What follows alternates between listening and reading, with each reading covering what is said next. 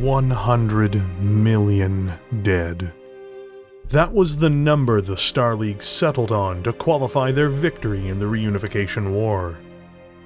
Of course, that number was disputed by every one of the newly conquered territorial states, with some estimates suggesting that many had been killed on New Vandenberg alone.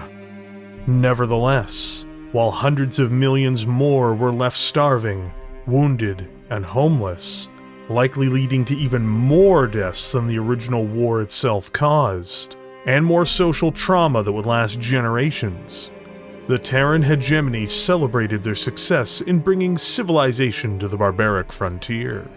Few could accept, or cared to consider, that the majority of those suffering out in the periphery were people just like them, just human beings who'd been trying to live their own lives in their own way.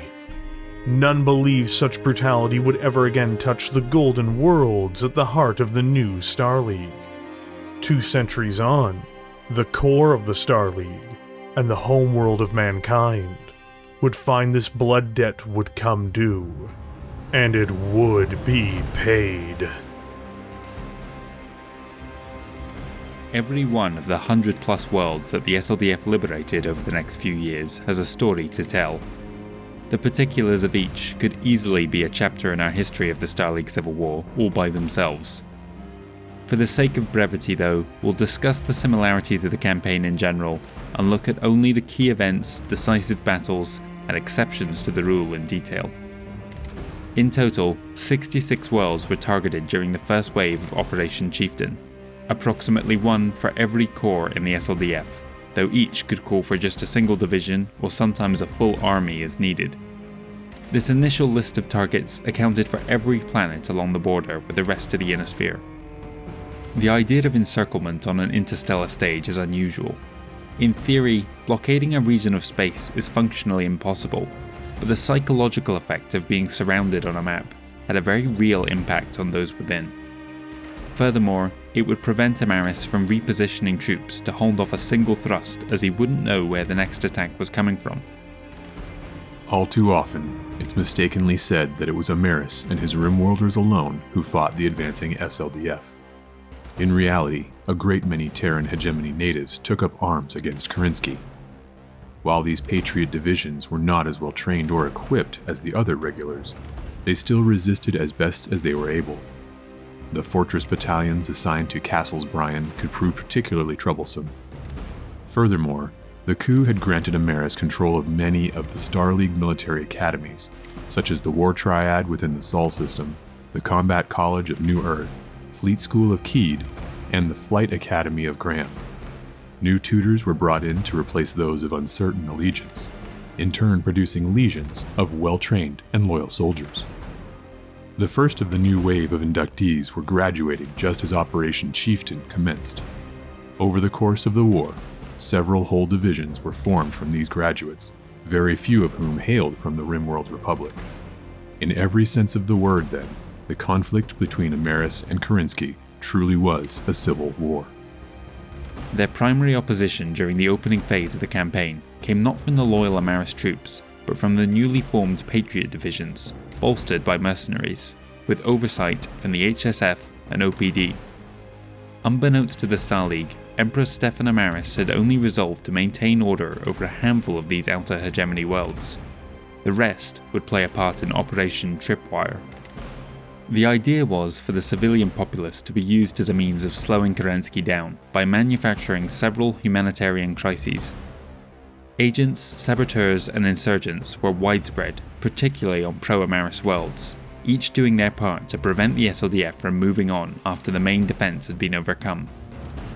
While Alexander Kerensky was unaware of the scale of the issue that lay ahead, he had anticipated some of the challenges that would arise during Operation Chieftain in regards to the recently liberated population. To that end, he had formed several new groups that would aid in the transition of power. Civil assistance teams would help form new governments from the shattered remnants of the old. Absolutely no pro-Amaris sentiment was tolerated, regardless of local leanings. Provisional justice courts had the responsibility of seeing that those who had exploited the takeover, and those installed by Amaris, faced the consequences of their actions. It's a testament to their professionalism that these hearings didn't immediately descend into kangaroo courts. Resource reclamation units scoured through the ruins for anything that could be of use to the SLDF, particularly looking out for any industries that could be retooled or brought back online to assist in the war effort. Lastly, Jerome Blake led a team of technicians to restore the HPGs they found back into working order. Maintaining a logistics chain for such an enormous military was a truly massive task. The captured industry within the Rimworld's Republic had gone some way to replenishing the Star League's depleted munition stores after the uprising, but was too far away to serve as a home base for Operation Chieftain. Two of the member states, the Draconis Combine and the Free Worlds League, had refused to allow them to operate within their borders, and the deployment of the SLDF in a ring around the entire Terran group only added to the complications. Most of the support and logistical commands had lost their senior command staff during the coup, leaving the less experienced staff officers to pick up the pieces. The resource reclamation units did what they could to bring back the Hegemony's often devastated manufacturing facilities back online after their liberation, but juggling the limited supplies at their disposal was a constant challenge throughout the campaign. The soldiers on the front line are the ones whose deeds are most often celebrated, but the logistics department produced its own heroes, such as Nigel Carriage and Mitchell Loris, without whom Operation Chieftain would surely have ground to a halt. Of the 60-odd worlds targeted during the first wave of Chieftain, half of them were taken within a month of the SLDF making landfall. Some took a little longer, but by and large, victory had been achieved by year's end. It would take many more months to root out the Empire's agents, of course, particularly on those with an anti-Cameron government, but for the most part, the regular army faced no real difficulties. Many of these planets were left with just Patriot Fortress battalions to defend themselves, the conscripts among which were forced to fight by the ever-present HSF. The occasional mercenary band proved more of a thorn in Kerensky's side, but of the Amaris regulars there was little sign. Kerensky's generals always understood that the greater challenge was going to come from those worlds that possessed Castles Bryan, all of which were now garrisoned by loyal soldiers of the Empire. Several had been destroyed during the coup 6 years earlier, but more than half of them had been occupied through the Humanities Homeworld Defense Act before even that. Where they were lucky, the regular army was able to capture the world after only a few months, but often it took far longer. Slocum was the worst example. The invasion began during the opening days of Operation Chieftain, yet due to a megastorm that had raged unabated for some 5 years, it delayed the final liberation of the planet for a full 27 months. Ultimately, the storm continued for a further 2 decades. During these opening moves, the fighting quickly turned uglier than anything the Star League Defense Force had seen since the Periphery uprising. Amaris regulars used biological and chemical weapons on several worlds, and both sides made use of nuclear weapons to achieve their objectives. Civilians were often caught in the fallout. The more nefarious Imperial forces were not above using the locals as human shields, either for an edge in combat or as a means to secure an escape off-world, sometimes even strapping hostages to their mechs and vehicles. All too often, Star League soldiers were forced to press ahead in spite of the cost. The SLDF had to come to terms with the fact that they would need to sacrifice some innocent lives in order to free the Star League, a conviction that grew as they pressed deeper into the hegemony and unearthed more atrocities. Unsurprisingly, the civilians were less understanding of this cruel logic, and soon there were millions calling for Kerensky's head. The Empire's navy had been largely caught napping during the initial invasion. They had been busy trying to track down the secret fleet, and were not in a position to resist Admiral Grek's armada. Most were seen off or dispatched without incident, and only on Tigris did they escape notice long enough to open fire on the ground forces before their destruction. There were some pitched naval battles of note, such as the skirmish over Borden. Rear Admiral Dal Heng's flotilla saw off a larger force of 13 warships, thanks to judicious use of boarding actions. Of the 7 SLN vessels that began the battle, only 1 survived, though this was offset by the capture of 2 of the Empire's. New Canton was the site of a much larger engagement between half a hundred Star League ships and 24 belonging to Amaris, with a predictable outcome. The existence of the secret fleet headquarters at Lyton 6828 became all the more important as it gave the Navy somewhere within the hegemony to rearm and repair damage without withdrawing to the Rimworlds. Nanking was one of the few outer hegemony worlds that Amaris had decided to make a concentrated effort to hold. Its massive industrial base and population of over 4 billion made it highly prized for his war effort, and a crucial asset to deny Kerensky. 30 Empire warships waited for the Professor to make his move. He obliged them by dispatching Admiral Taro Magre's 5th Fleet, which counted 53 warships on its rolls. Only a dozen of the Amaris vessels escaped, clearing the way for 21st Corps. They faced an uphill struggle against an anti-Star League populace. Things were made more difficult for them with the arrival of reinforcements culled from other worlds within the Empire, plus the remnants of the Nanking and New Canton fleets. Initially, they slipped past Magre, but the Admiral led a dozen warships on a desperate jump to a nearby pirate point around the planet. Only 9 of them materialized at the other end, but it bought enough time for the rest of the fleet to catch up and stop the counterattack. Nanking would be the greatest challenge Task Force Confederation faced during the first wave, and in the end, it took over a year for Amaris to cede control. Of all the worlds targeted during the first phase of Operation Chieftain, none were more important than the provincial capital of Lone Star. The planet served as a sink or swim moment for the entire invasion, the first time since the flight of the Epsilon Indy Division that the Star League had faced off against a space defense system. Admiral Brandt assigned the combined might of 8th and 13th Fleets to be commanded by Admiral Vicho Namani, with the difficult task of liberating the system and clearing the way for 44th Corps. The assault was one of the first moves of Chieftain, beginning July 2772. Neither of the decoy squadrons dispatched to the system's jump points were successful in luring the Caspers away, so instead, both recombined at the zenith alongside the rest of the fleet to launch their attack. 70 SLM warships faced off against 62 M5 drones, more than 100 M3s, and a pair of defense stations. The battle started with an opportunistic strike at Namani's flagship, a sign of the drone's frightening intelligence, but after they were seen off, it began in earnest.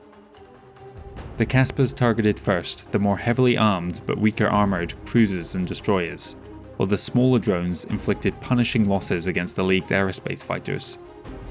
The crews of the powerful Luxor-class vessels unfortunately became priority targets for the drones. The abundance of massive battleships assigned to the invasion gave the Admiral an edge, finally destroying the last of the drones after a punishing 1-hour fight, but not before losing a third of his fleet. The defense stations were captured soon after, then 44th Corps and their small escort was called in. The entire invasion force now burned hard for Lone Star. His fleet now numbered 60 warships and 200 dropships. The Admiral was intercepted en route by 2/3 of the Nadir drones. This time, they targeted the troop transports first. The regular army suffered horrific casualties of around 25% before the last Casper was destroyed. Rather than lose any more, Namani made the sound decision to land 44th Corps on the moon of Vespa before he cleared out the space around Lone Star proper. The final hurdle was one more wave of 40 Caspers, stationed defensively around 3 orbital defense stations. Again, they were not fooled into leaving their positions, forcing the Star League Navy to come into range of the stations in order to destroy them. Sadly, while ultimately successful, the Admiral would not survive the attack. His flagship, SLS Keribus, was lost with all hands in the opening minutes. The battle for the surface, begun on July 25th, was no more forgiving than that in space. More nukes were employed by the Empire during the 19-month campaign than anywhere else during the first wave, with almost every city suffering at least one strike. The death toll was so high and the damage to the planet so catastrophic that eventually the surviving population emigrated off-world. Lone Star, once a jewel in the hegemony's crown, is now all but forgotten to history. The second STS the Star League faced at Nusakan happened more or less concurrently with Lone Star. Only the Battle of Robsart during the Reunification War was larger, though the casualties that had sent Admiral Franklin on a killing frenzy 2 centuries earlier were nothing compared to what the SLDF was now suffering.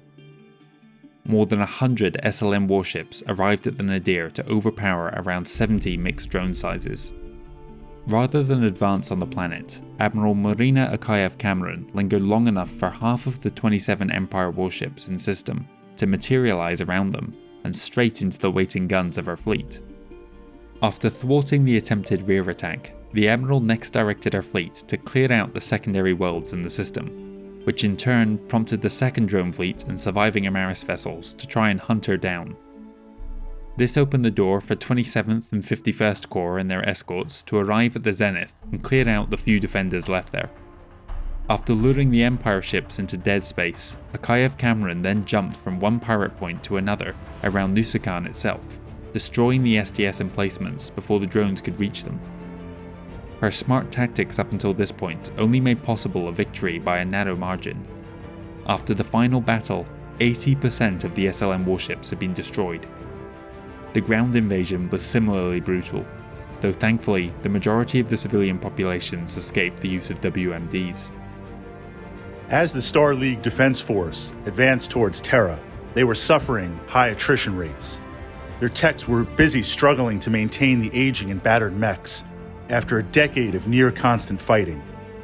Often they were left scrambling to find replacements in an effort to keep units at operational strength.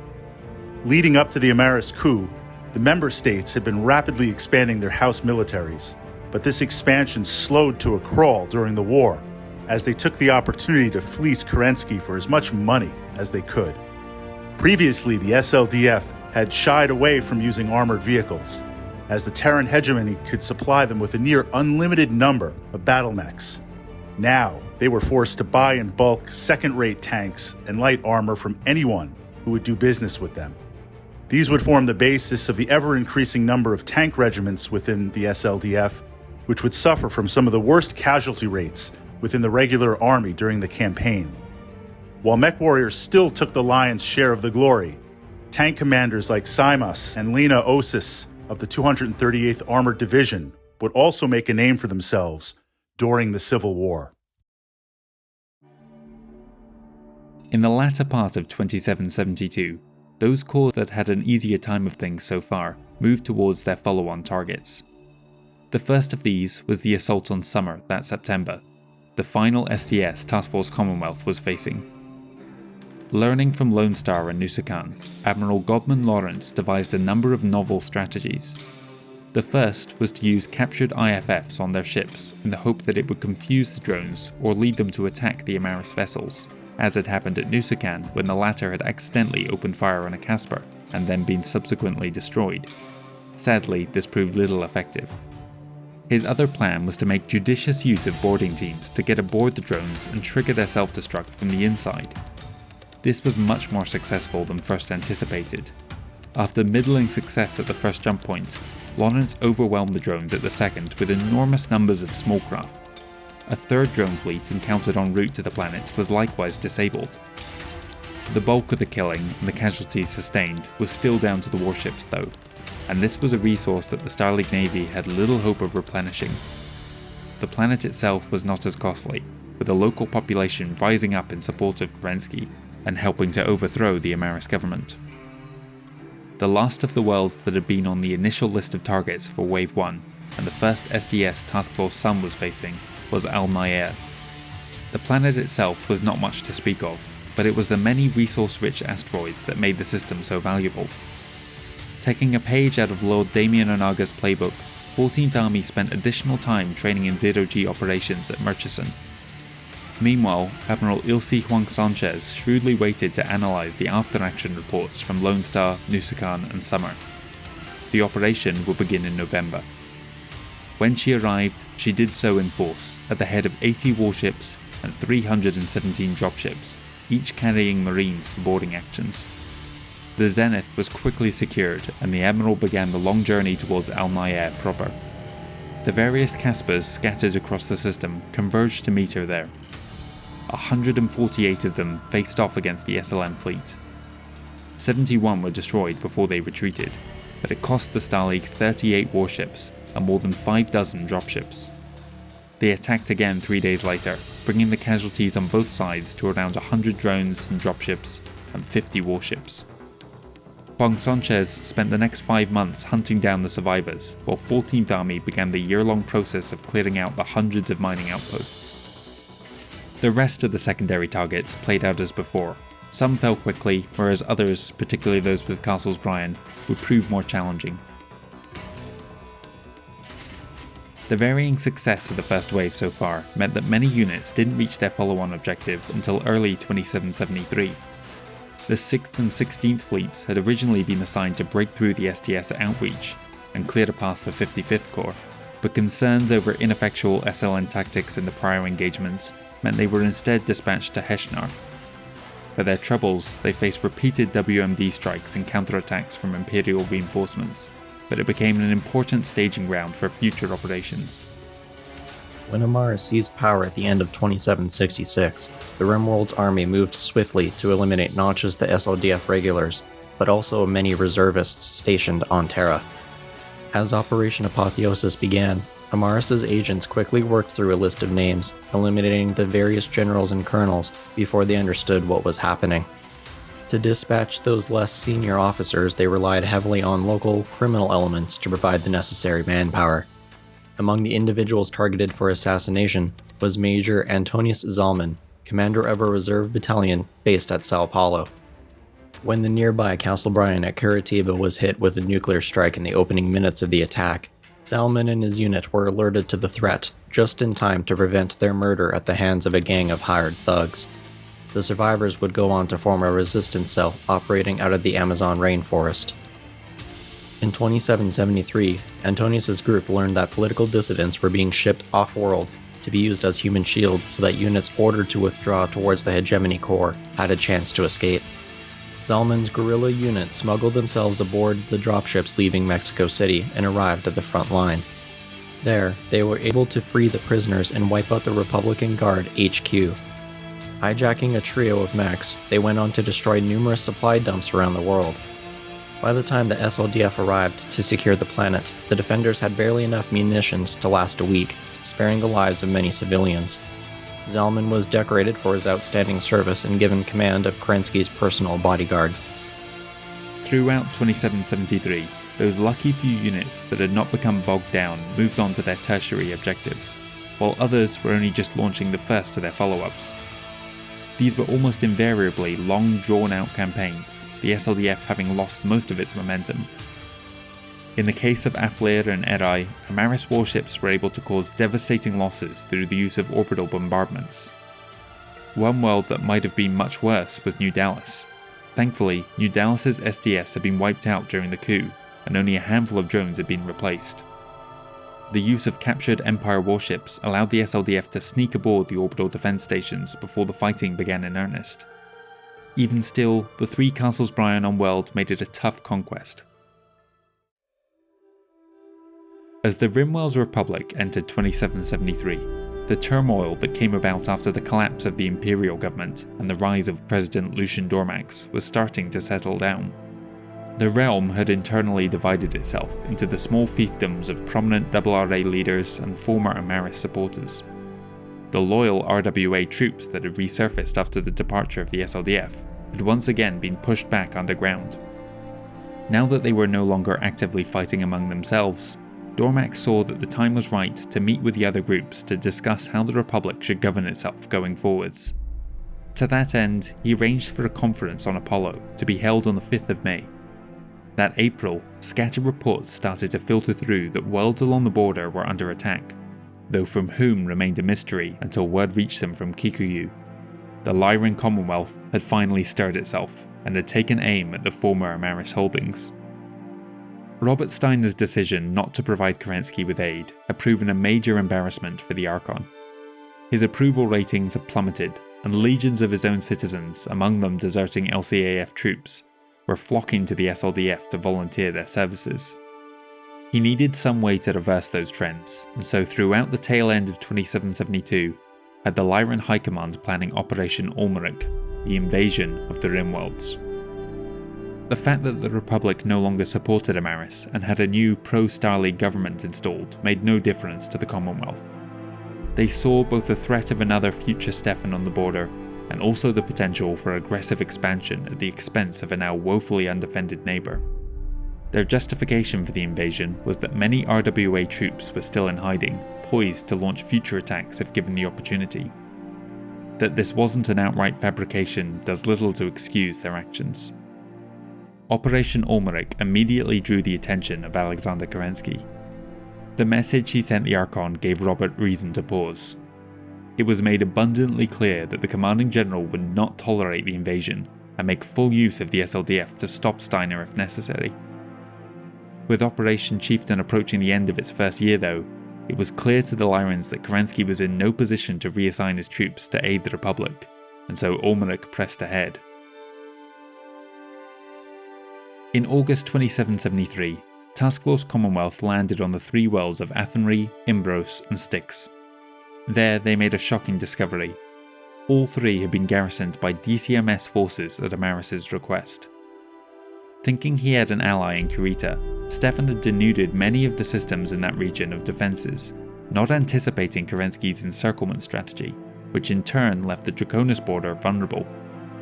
Upon arrival, the SLDF found the Imperial government had been overthrown and the planets claimed as a combined protectorate. The Kuritans welcomed the Star League, whereas before they had shunned it, but this was all part of the Coordinator's plan. By offering their assistance in the safe occupation of those worlds, they freed up what SLDF troops might have been assigned to the occupation. In the long run, of course, they had their sights firmly set on repatriation of the systems into the Draconis Combine proper. It was on Styx that a young Konrad Toyama joined the roving band of technicians led by Jerome Blake, when he used his underground contacts to source parts vital in restoring the planet's damaged HPG. In the coming year, Kurita sent aid shipments and troops to disperse them to several other Hegemony worlds, all with the goal of building relationships with the local governments and potentially absorbing them too. Despite the obvious double dealing, Kerensky was glad of the subversive aid as it allowed him to more quickly respond to counterattacks launched far behind the front lines, such as the capture of Milton's capital city in late 2774. The last world to see combat in Wave 1 of Operation Chieftain was Connaught. Beginning in August 2773, the Star League used the same strategy as at New Dallas to sneak aboard and capture 3 of the 4 orbital defense stations. The 30 Amaris warships and system couldn't prevent the appearance of SLDF troops at a pirate point, and despite reinforcements arriving from elsewhere in the Empire, ultimately Connaught was captured in November 2774, by which point Chieftain had thoroughly ground to a halt. The Liberation campaign required new staging posts deeper into the Hegemony, and constructing them became top priority. Kerensky had also run out of patience with Kenyan Marik delaying his efforts to move Star League supplies out of the free worlds. He dispatched troops to the worlds that the Council Lord had blocked access to. Irian, Kalidasa and Orient were all raided, the latter almost leading to a major incident. Thankfully, the Star League forces left the system just before the arrival of the FWLM. Nevertheless, it was a bold action that won the commanding general little favour from that region of space. To plan the next phase of their campaign, High Command met for the first time in over 2 years on the recently liberated world of Talitha. To keep the Talitha Conference secret, each senior general and admiral arrived aboard routine aid and supply shipments, so as to not draw undue attention. So far, Operation Chieftain had cost them 30 divisions. Each world taken was inflicting around 10% casualties, though the numbers were heavily skewed by the 4 SDSs they had faced. These were not sustainable losses. As they continued towards Terra, they would have to face ever more of these defences. To overcome this, they established Project Nike with a mandate to find some form of SDS countermeasure. Until this was accomplished, there would be no further assaults. The exception to this was the breakthrough at Carver 5. The Eridani Light Horse successfully reinforced the Camarines fighting since Christmas 2766, cutting off the head of the Imperial forces when they killed General Milton Davis. Though Amaris was not yet ready to give up the world, it gave hope that a final victory on Carver was almost at hand. In early January 2775, the Amaris Inner Circle was evaluating their position. With limited numbers of troops at their disposal, they had forsaken the Outer Worlds to concentrate their resources on those closer to Terra. Operation TRIPWIRE had slowed Kerensky's advance, but not as much as they had hoped. Their fleet had also taken a beating, now numbering at just over 150 warships. General Knorr, the Empire's Director of Strategic Operations, drafted a list of 12 worlds of little importance that might be sacrificed to further delay the SLDF's advance. The garrison commanders were instructed to use their full arsenal of WMDs against the civilian population and then withdraw to more valuable worlds. That such an atrocity was even tabled, let alone approved, speaks to the change in mental state of the Empire's elite. Following this successful coup, Amaris and his closest allies had been seen holidaying on the garden worlds of the Hegemony, even after the loss of the Rimworld's Republic. While the Empire might not have been a utopian society, for the average citizen it was no worse than the disruptive years that had preceded it. There was genuine hope that things would soon get better. Kerensky's inexorable advance had changed all that. Late October 2773, Stefan Amaris had been seen stalking through the halls of the royal palace, laser pistol in hand, firing at anyone and anything that reminded him of Cameron. As he went, he could be heard muttering under his breath, pleading with and berating the ghost of Richard. A madness was beginning to take hold of the Emperor. The brutal plan went ahead on January 19th, though some units, such as the 38th Amaris Fusiliers stationed on Castor, took the opportunity to break out, abandoning their Emperor and headed for the secret army remnants in the Periphery. When the SLDF learned of the redeployment, they seized the opportunity to liberate a further 12 systems without bloodshed, but were horrified to discover the carnage that awaited them on planet. Ultimately, General Knorr's plan was a success, but it was not one he would be able to celebrate. Stefan Amaris had sunk into a deep depression, his behaviour growing ever more erratic, and despite never having vocalised his feelings on the matter, one planet was on the wrong side of a boundary he did not wish to see crossed. The SLDF had been held at arm's length, but after taking up positions on Asta, they were now only a single jump from Terra. General Mulan, not thinking to question his orders, destroyed the extensive fortifications on Weld before departure. He, his staff, and his family paid the price, as did General Knorr, who was dispatched to Carver to lead the last of the failed counterattacks. In his place, Antilos Lagos became the new Strategic Operations Director, much to the chagrin of Patrick Scoffins. Discovering the scale of the atrocities was weighing heavily on the SLDF as they advanced deeper into the Hegemony, and High Command was no exception.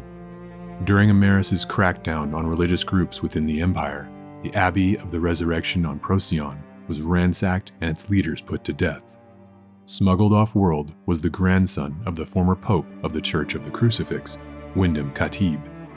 He signed up with the SLDF after completing his studies and was assigned to the Joan of Arc Division, but after its destruction was personally assigned by Deputy Commanding General Aaron de Chevalier as chaplain captain for the SLDF High Command.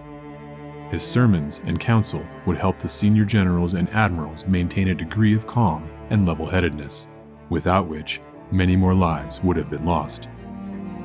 Among the ruined worlds, Project Nike stumbled across a real bounty.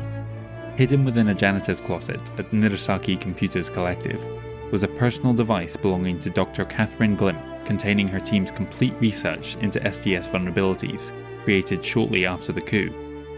Her final act gave the SLDF an opportunity where before they had none, and within weeks they had a prototype SDS jammer up and running. The technological monstrosity they created weighed an incredible 30,000 tons, and any warship fitted with the device would be severely hampered in a fight.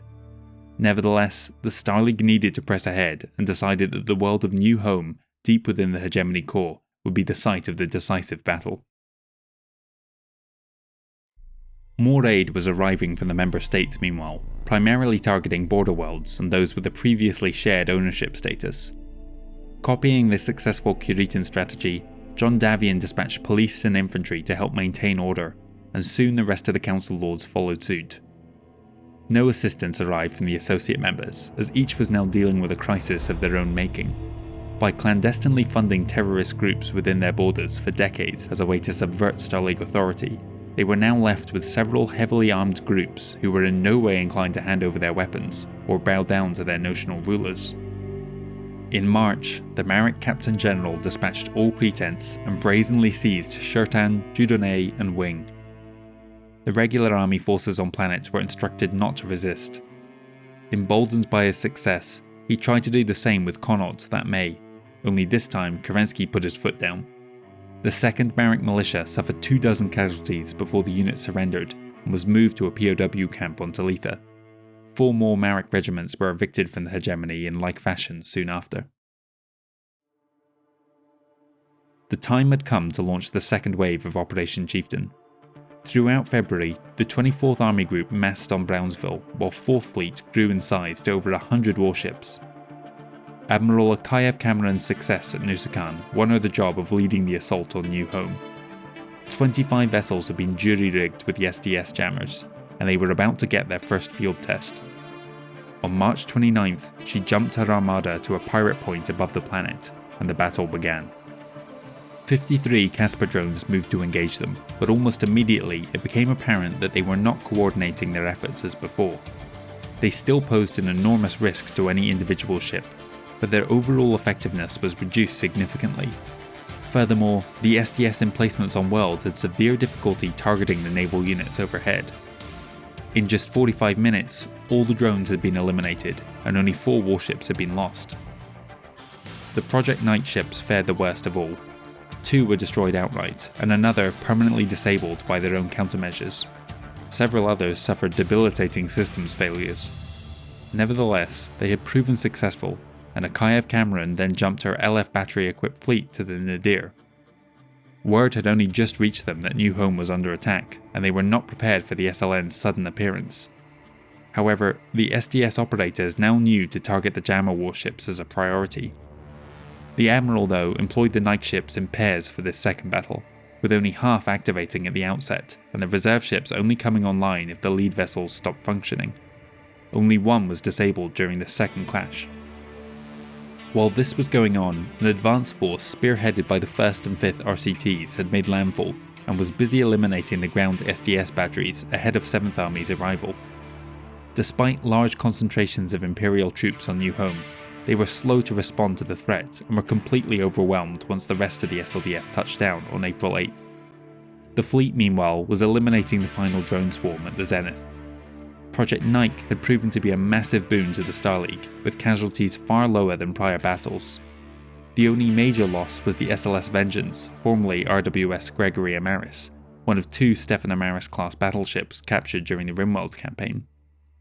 New Home, then, was a resounding success. It demonstrated to the Empire that nowhere was safe, and Kerensky ordered all task forces to resume their advance. As the second wave got underway in earnest, it quickly became apparent that while the use of WMDs had been a rare tragedy in the first 2 years of Chieftain, it was becoming increasingly common as they drew closer to Terra. General Legos had pushed for their expanded use as Strategic Operations Director, and nobody was spared from the consequences. The worst atrocity was the firebombing and deliberate overload of a nuclear plant at Neo-Tokyo on Yori. Millions were killed, the greatest loss of life for a single city during the entire campaign. As the SLDF advanced, they found that each planet's civilian population behaved in one of 2 ways. They either had active resistance cells, such as the Northwind Covenanters, who had been fighting the Amaris government since long before their arrival, or were completely broken, reacting to the Star League presence with fear and mistrust. Several citizens were forced to become extremists by the OPD, who were holding their families hostage. They threatened to harm them if they didn't turn on the SLDF, in the worst cases detonating suicide vests among their ranks. On Altair, after vanquishing the majority of the defenders and driving the survivors off planet, reports started filtering through of sporadic mech battles happening on the outskirts. This transpired to be none other than the 3rd Arcab Legion, who had supposedly come to help the locals after hearing Amaris had abandoned them. No one was fooled by this, but the arrival of a dozen DCMS aid dropships allowed the Kuritans to maintain a presence there, even after the Arcab Legion was forced to return home. Likewise, in August, the 2nd Marik Militia was sent home from their brief internment on Talitha. Davion was the toughest target the SLDF faced at the outset of Wave 2. Beginning on May 27th, the battle would go on to rage for 2 years, accounting for a final death toll in the millions. Project Nike had refined its jammer technology, and more than 30 of their vessels were dispatched to the system, of which 14 were the surviving prototypes from New Home. The more advanced models caused less interference with the parent ship, allowing it to fight as normal. Admiral Lawrence, who had led the campaign at Summer, had the task of breaking through the SDS. Their initial arrival at the Zenith went well, but during the fight for the Davion shipyards, one drone managed to slip through the net and destroy the SLS Terra Nova's CIC, killing the Admiral and his command staff. His deputy, Vice Admiral Santi Frelanda, took over and led the fleet to victory over Davion, and then at the system's nadir. Meanwhile, the regular army was beginning the long surface battle. Over the course of the campaign, the entire 12th Army would be rotated to and from the world, which saw excessive use of WMDs. During this time, Jerome Blake and his team came to the planet to rebuild the HBG destroyed by General Yukai during the coup, the man Amaris subsequently dubbed the Butcher of Davion shortly before executing him as a means to wash his hands of the failure there. Blake was almost killed when Imperial forces counterattacked, suffering some major wounds. This event added to his mythos, as the news circuits had characterized the actions of his team as those of noble adventurers hopping from world to world. During his time recuperating aboard SLS McKenna's Pride, he became firm friends with Kerensky, and the two spent many hours idealizing on how the Star League should look and operate in the future. The follow-on targets for the second wave began with a boon for the Star League Navy. Two worlds that had one time operated an SDS had since been redeployed. Furthermore, a trio of planets had the majority of their defenders and officials up and leave the second the SLDF materialized in system. At Kilborn, they were caught in orbit, forcing the survivors to return to the planet, only to suffer retaliatory nuclear strikes from the Hegemony Patriot forces on world. The latter surrendered immediately afterwards. Also during the summer of 2775, Carver 5 was finally declared pacified, though tragically, General Van der Kolk was killed in the closing stages and wouldn't live to see his planet liberated. Let me make this perfectly clear, my Marines never once needed rescuing. Those assholes tried, and failed, to take us out when the fat bastard killed Richard Cameron. They tried again, and failed again, even with reinforcements. What they failed to realize was the resolve and training of a Star League Marine. We had almost 4,000 Marines on Quintico when those bastards came, along with another 5,000 SLDF personnel, from recruits to 40-year veterans. We had SDS batteries, heavy armor, BattleMechs, and fighters. And we had the most powerful weapon the Star League ever leveraged, the support and trust of our citizens. The second provincial capital targeted by the SLDF was Lockdale. Admiral Akayev Cameron had proven herself twice successful before, and was set to become the Navy's leading expert on anti-SDS tactics. To stop one unfortunate group of naval personnel having to suffer successive drone engagements, squadrons were regularly rotated between fleets. On September 11th, she led 4th Fleet through to a pirate point only 2 days from the world, allowing her to pick off the defense stations and smaller drone fleet in orbit, while the Caspers at the standard jump points raced to meet her. Again, the Nike warships were the main target for the drones, leading High Command to suspect that the operators were studying after-action reports from the prior battles, and altering the drone priority list to account for the new countermeasure. The rest of the drones reached her on the 16th, but by then she'd been reinforced by 3rd Army's escorts and scores of empty dropships.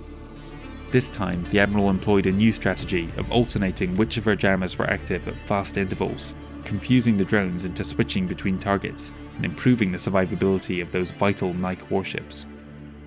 Vice Admiral Els Cainero was dispatched to secure the jump point shipyards while the regular army made landfall on the 25th.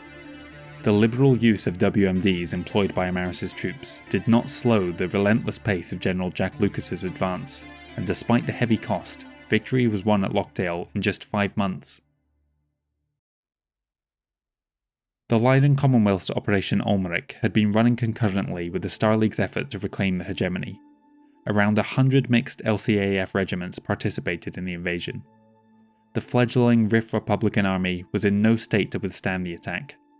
They concentrated what forces they had on key holdings such as Bucklands and Somerset, but despite a determined resistance, were ultimately overwhelmed.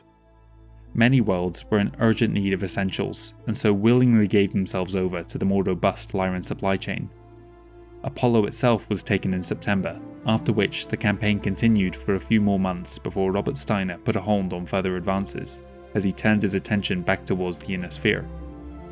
Michael Amaris resurfaced to lead what was left of the RRA in resistance, but there was no real hope of success.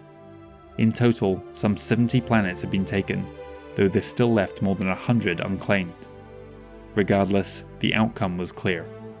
The once mighty Rimworld's Republic could not withstand 2 successive invasions, and after 525 years of growth, finally collapsed. The fate of the more distant colonies was in serious jeopardy.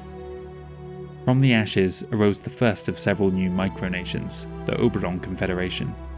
This trio of worlds aimed to keep the spirit of the Rimworlds alive, but surrounded as they were by bandit forces, they faced an uphill struggle. That December, Kerensky called for a meeting of High Command as he had the previous year. The assault on Alula Australis was just beginning, but this marked the final world within the hegemony not guarded by an SDS. It had been over 3 years since Operation Chieftain began, and Kerensky feared at their current pace it could be another 3 before they reached Earth, by which time precious little of the SLDF would remain, and morale would be shot. Around 50% of the Stali Defense Force's 2765 strength was now lost. At the Carver Conference, the Commanding General presented his plans to his assembled officers. Regardless of all other factors, 2776 would be the last year before the final assault on Terra. While High Command argued over the merits and pitfalls of that potential plan, the second wave was drawing to a conclusion with the attack on the third provincial capital, Tirfing. Santi Frolander had been promoted to full admiral after holding together Lawrence's fleet at Davion, and now commanded the naval force assigned to Tirfing. Her fears over a similar fate to her predecessor caused her to arrive at the system's nadir with the majority of her SDS jammers active, something which posed little additional benefit, but would identify potential targets for the drones.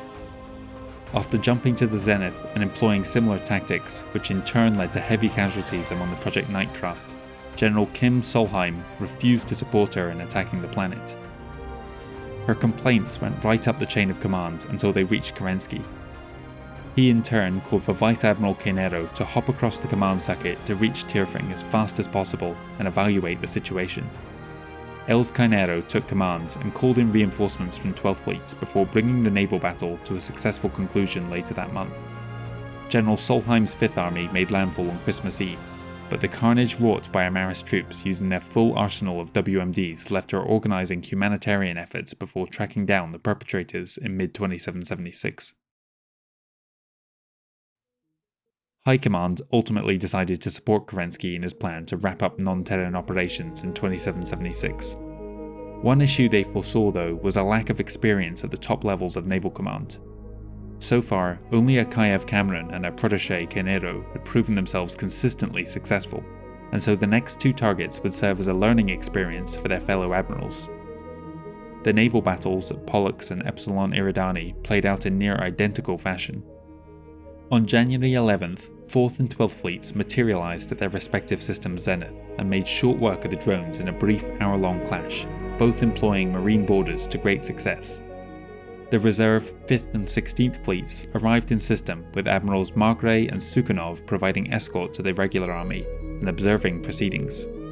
3 days later, the lead admirals jumped to pirate points further in system and then made use of a new strategy to confuse the drones. Hastily modified warships began broadcasting signals at every possible frequency, not with any serious hope of disrupting the SDS, but rather to disguise the identities of the Project Night vessels. They paid dearly for the ruse as they became priority targets themselves, but ultimately this helped reduce casualties of the rare but essential jammers. Afterwards, the reserve fleets employed the same tactics at the system's nadir jump points. Aggressive regular army deployments on the 2 worlds kept the use of more extreme tactics from the defenders to a minimum, sparing the lives of many civilians at the cost of higher casualties among the regular army. With Akayev Cameron now withdrawing to take an active role in planning the final operations against Earth, Admirals Canero, Margrave and Sukhanov moved on to their next targets, looking for their respective 4th, 3rd and 2nd victories over the dreaded space defense systems.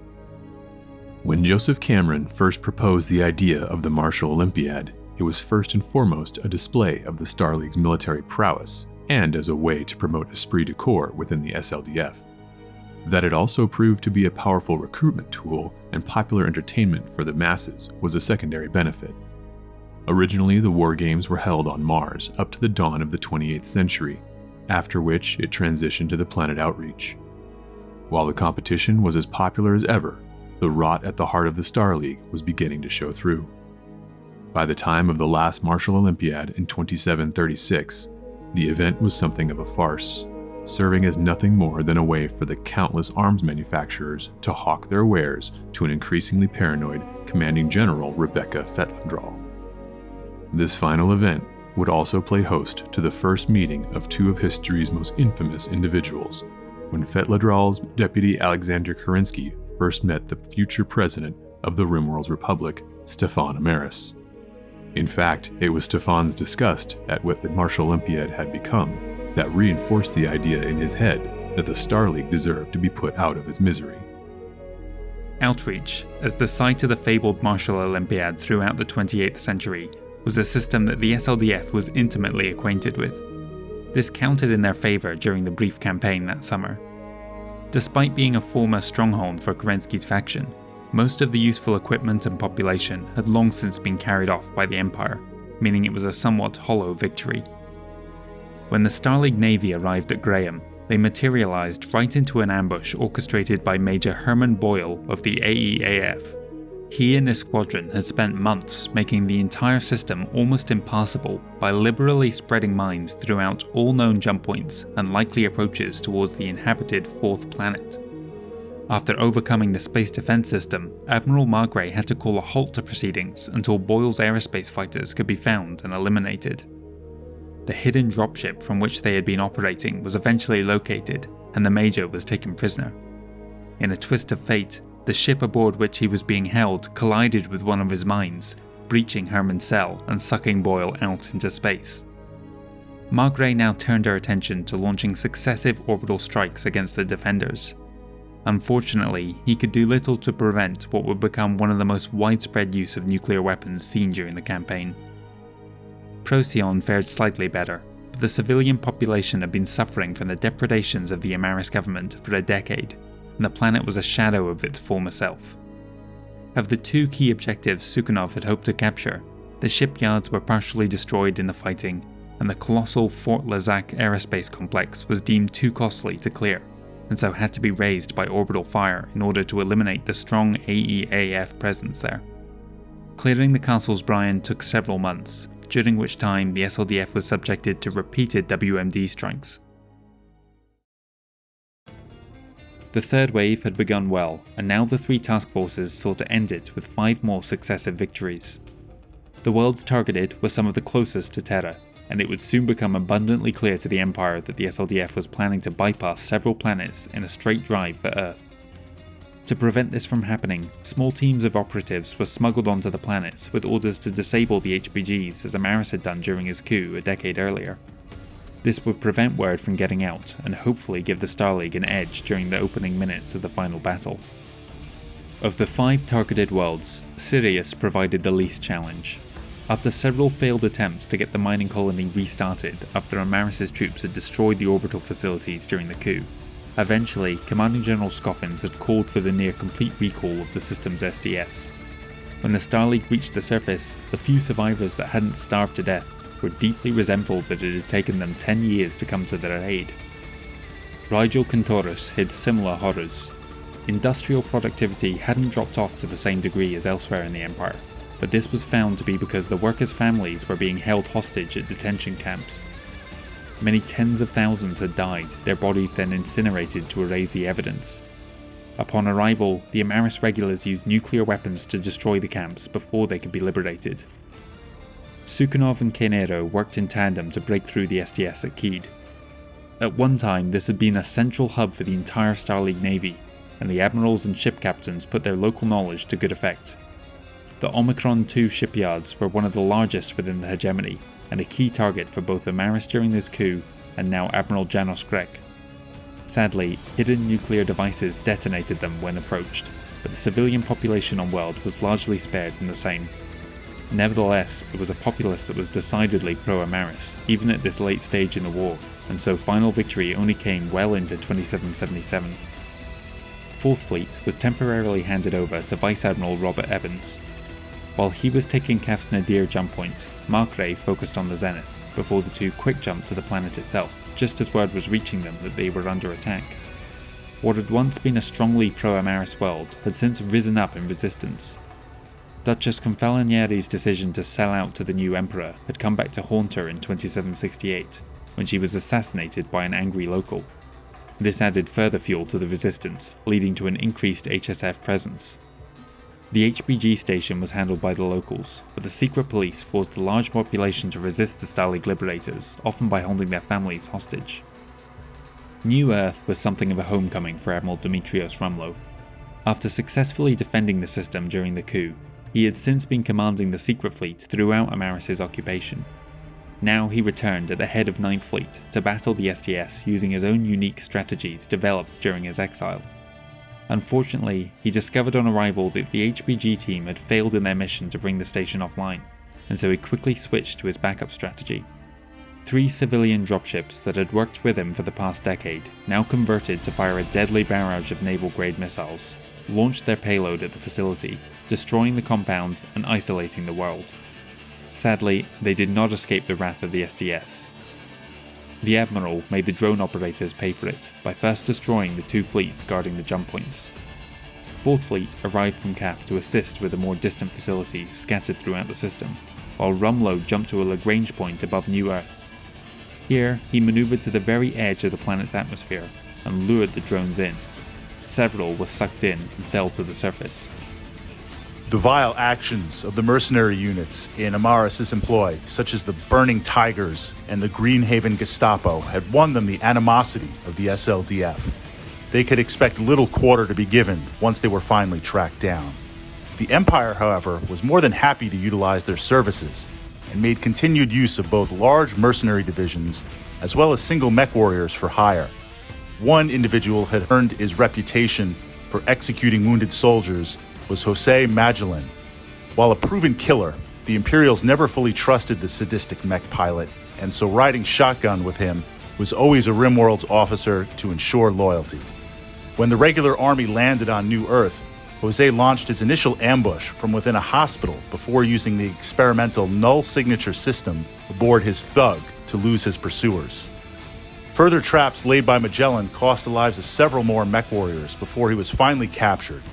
When they removed him from the cockpit, they found the body of the RimWorld officer shot dead by the mercenary for seemingly no other reason than he wanted to stop the killing. The Provisional Justice Courts sentenced him to death soon afterwards.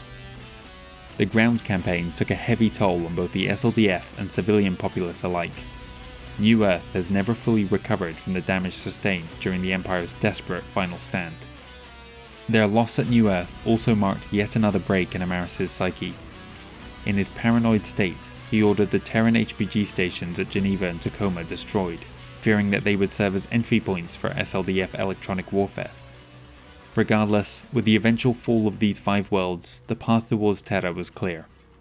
Campaigns against the provincial capital of Terra Firma, along with the Epsilon Indi, Thorin and Zolokothin systems, were all suspended. The time had come to deal with Amaris. Preparations for the final assault had been going on throughout the year. The 10 army groups were moved up to staging posts surrounding the Terran system, while the fleets prepared for what would go down as the largest naval battle in history. Kerensky took stock of his situation. Of those forces that had begun Operation Chieftain, the regular army had sustained casualties equaling 1/3 of their strength, and the Navy had suffered an abhorrent 50% survival rate.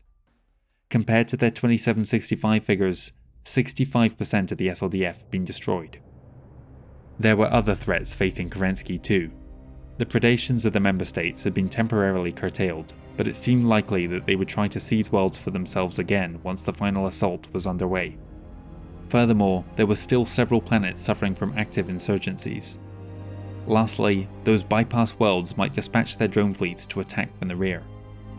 To deal with this last point, a quartet of squadrons were broken off to act as a quick response fleet stationed at Keed and New Earth. The commanding general also established the 99th Army Group to serve as a garrison force, with 17 donor divisions and 19 independents coming from the other corps to meet that requirement. One fact about the upcoming assault distressed High Command greatly. There was serious doubt over whether the SDS jammers developed by Project Nike would work. The Reagan space defense system that guarded Terra was more advanced, not to mention much larger, than any other. Back in Jonathan Cameron's day, Vice Admiral Ifat Navvi had worked on fortifying the SDS against electronic countermeasures. Her work was never expanded to other systems, but Terra demanded the best. Now, the former Director of Communications was going to play an indirect part in making the Terran assault the bloodiest in the Navy's history. Gathering intelligence from the Terran system was extremely hazardous. The sheer number of drones allowed for many to be hidden among the outer reaches at known Lagrangian jump points, some even within the Kuiper belt. These would emerge to hunt down any craft that was unfortunate enough to materialize nearby and not have the means of immediately jumping back to safety. Nevertheless, by 2776, the Starleague had reliable intel on the scale of the defences. Approximately 300 Casper drones were gathered around the key worlds and installations. Hundreds more M3 drones complemented them, along with more than 1,000 Void Seekers.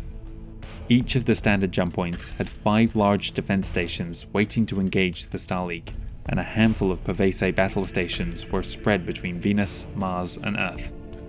The former two would be secondary targets during the attack, but the focus was getting the regular army to Earth as quickly as possible. Even after dispatching the drones, 120 ground batteries, and many more on the near side of Luna, would resist the landings and prevent warship support. Once they reached the ground, the regular army would have to face their strongest opposition yet. The Amaris Empire armed forces had begun life as those loyal troops within the Rimworld's army, bolstered by huge numbers of mercenaries. After the coup, a wave of pro-Amaris civilians had volunteered with the Hegemony Patriots, and this was later expanded through the widespread use of conscription. A decade in control of the Hegemony had allowed the Empire to gain a strong foothold within the many military academies. In recent years, there had been several waves of professional graduates loyal to the Empire joining the ranks of the AEAF. Commanding General Patrick Scoffins had spent the last 5 years reorganising the armed forces, which had grown to 60 divisions. That number belies the reality that this was far from the Empire's military peak. First of all, 19 of those were Hegemony Patriots, poorly trained grunt infantry of dubious loyalty. The rest were formed around a single mech regiment, along with several brigades of supporting conventional forces, which the besieged Empire found it easier to source. BattleMech production within the Hegemony had never matched the Starleague figures, with the military forced to use whatever it could get its hands on. The Dragoon was the only new design produced in any noteworthy numbers, but it was never common. As the war dragged on, far too much time was spent in search of a silver bullet to beat Kerensky, with follies such as the infamous 110-ton Matar, the work of the Emperor's cousin Rifkin Amaris, achieving nothing but wasting precious time and resources. Taking possession of the Terran industrial base gave Amaris the ability to construct mechs equivalent to those within the SLDF's Royal Regiments. Their first action was to bring any stockpiles they found into service with the armed forces, while also refitting older designs, such as the homegrown Rampage, with new technology. The Amaris Empire Armed Forces also discovered several new designs awaiting full production, which they commenced immediately. The Jackrabbit was the first new BattleMech to see action. Tests had shown it was a reliable and easy-to-maintain chassis that packed significant firepower for a light mech, but real-world engagements would quickly reveal the flaws in the design, which is namely that it is under-armored and lacking in maneuverability, something which the SLDF was quick to exploit. Some 500 were produced in total, but only a fraction of these would survive until the end of the conflict. Another design of note coming into service in 2771 was the Dragoon. This was the Empire's effort to streamline its forces by building a mech that could have its weapons payload easily swapped out to a variety of configurations, allowing it to fulfill a number of different mission roles. Originally, this design philosophy would be employed across the entirety of the Ameris Empire armed forces, in tanks, aerospace fighters, and battlemechs. But the onset of Operation Chieftain meant that only the Dragoon would enter production. The standard weapons complement featured a trio of hard-hitting weapons, making it a dangerous opponent for the SLDF. But thankfully, it was a relatively rare sight on the battlefield. Those few hundred Dragoons Krupp-Stellar technologies produced were most often given to the elite of the AEAF, the majority of whom were gathering on Terra and had yet to see action. In addition to the Empire's new Dragoon chassis, several experimental prototypes were assembled in the final years of the war. Most famously, the super heavy Matar, otherwise known as Ameris' Folly, but also the Quad Gauss Rifleman III, and the Screamer Land Air Mech. The SLDF was in no better shape. The days of whole single chassis companies and battalions were long gone, and now they were a hodgepodge of disparate designs, forced to resort to whatever equipment they could salvage or buy at a discount. At one time, a BattleMech division could field 2 whole brigades of mechs. Now they were lucky if they could find those numbers within a corps. At the end of the day, irrespective of all the lies told by the paper TOEs, Kerensky reckoned he had a 3-to-1 advantage, something which Operation Persuasive Force 2 decades earlier had taught him would be just barely enough. On September 9th, Admiral Grek decided it was time to learn whether their fears were based in reality. A 10-warship flotilla, including several Nike vessels, jumped to far-distant Eris within the Terran system, where they lured a single Casper into engaging them. Even this isolated drone showed none of the normal effects observed when the SDS jammers were active, and it didn't seem likely that the coordination between swarms would be hampered either. The complacent Rear Admiral was caught off guard by the performance of the enhanced Casper, losing one of his ships and several others taking heavy damage. Operation Liberation, as High Command dubbed the return to Earth, would commence early the next year. The plan was remarkably simple. Minus those few units on rearguard action, the entire SLDF would jump into either the Zenith or Nadir at quick 5-minute intervals. Though it was risky having them arrive so close in time, strength in numbers would be their best defense. Janos Grek would command the Zenith fleet, while Joan Brandt would head the Nadir assault. Both would burn hard for Earth, aiming to arrive simultaneously. There, they would focus their entire landing on the Eurasian continent, so as to only expose themselves to 30 of the SDS ground batteries. The operation could call upon just under 1,500 regiments and around 900 warships. Even at this late hour, no other military in the Inner Sphere, either at that point in history or in the centuries since, could stand against such a force. The Ameris Empire had only a fraction of that. Eventual victory seemed a foregone conclusion, but it would come at the cost of tens of thousands of lives. On October 21st, Commanding General Alexander Kerensky called for the Emperor to surrender. His brief, 500-word demand stated that the imperial government and its military would receive a fair trial under Stalin's civil law. Refuse, and he could not guarantee those same promises. The response came 3 days later. In it, Emperor Stefan Amaris ranted and raved for over 10 hours, likening the general to every form of hellspawn conceivable. Kerensky quickly dismissed his opponent's ramblings and prepared for war.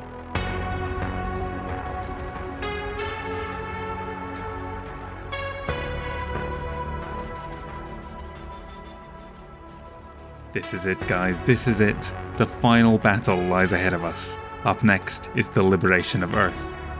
Thank you very much for sticking with me through to the end of this episode. It's been quite a long one, well over an hour. As I said at the end of the last chapter, I could have easily doubled the length of this episode if I really felt that way inclined. The 2 Liberation of Terra sourcebooks go into so much detail on the individual ground campaigns of so many battles. I try to keep this series kind of focused on the overall strategy rather than getting down into the particulars of the tactics used on an individual world. But like I said, there's so much more room for storytelling in this phase of the campaign. Thank you very much to Big Red, Madcat, B1B Flyer, and Wargamer Fritz for adding their voices to this chapter. And thank you very much to you guys as well, because this last week or two, we passed 10,000 subscribers. If you want to support the project, the best thing you can do is share the videos around in the community. If you know anyone who you think might get a kick out of them, please send them a link. If you want to be a bit more direct, I do have a Patreon link, you can find it on the channel. And if you do choose to support me in that manner, I really appreciate it. It's very kind of you. Thank you very much for watching, guys, and join us next time for the battle for Terra.